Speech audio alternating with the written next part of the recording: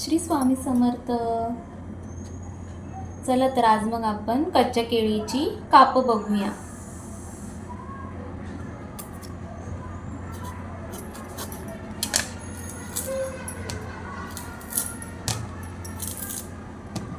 केळ्यांच्या ज्या शिरा असतात ना त्यांना अशा भेगा पाडायच्या।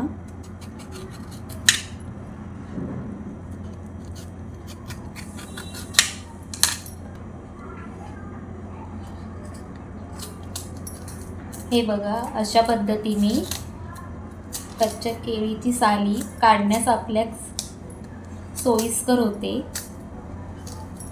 काय जास्त मेहनत सुद्धा करावी लागत नाही। अशी काढली की आपला वेळही कमी वाचतो आणि जेवणही पटकन होतं। ही बघा, साली सोलून झाल्यावर त्याची अशी बारीक बारीक कापं काढावी।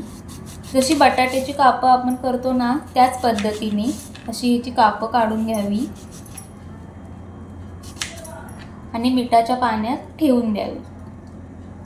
मिठाच्या पाण्यात ठेवल्यावर कसं त्याचा जो चीक असतो ना, त्याचा जो राब असतो तो सगळा निघून जातो।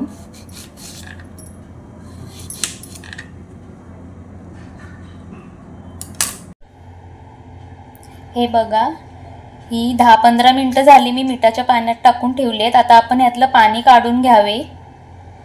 पाणी काढून घेतल्यानंतर थोडंसं मीठ घालून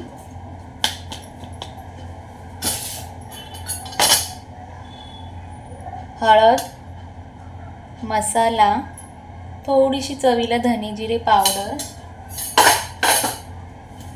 सर्व केळ्यांना लावून घ्यावं। अशा प्रकारे लावून घ्यावं। आता इथे मी कापं तळण्यासाठी थोडंसं तांदळाचं पीठ आणि थोडा रवा घेतलेला आहे। त्याच्यामध्ये आपण थोडीशी हळद, थोडीशी मिरची पावडर आणि थोडीशी हळद टाकून मिक्स करून घ्यावे।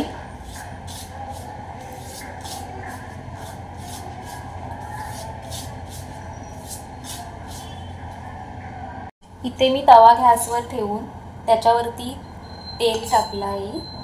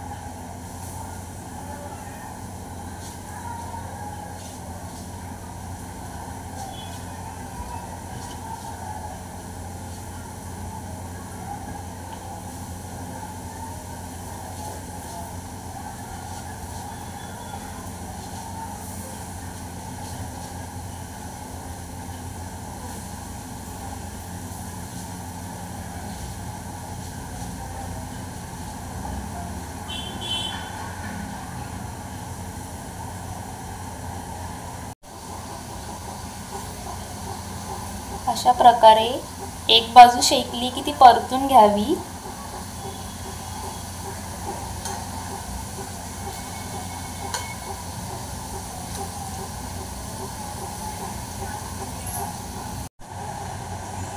ही बघा, अशा पद्धतीने दोन्ही बाजूनी भाजून घ्यायची छान अशी गोल्डन होईपर्यंत।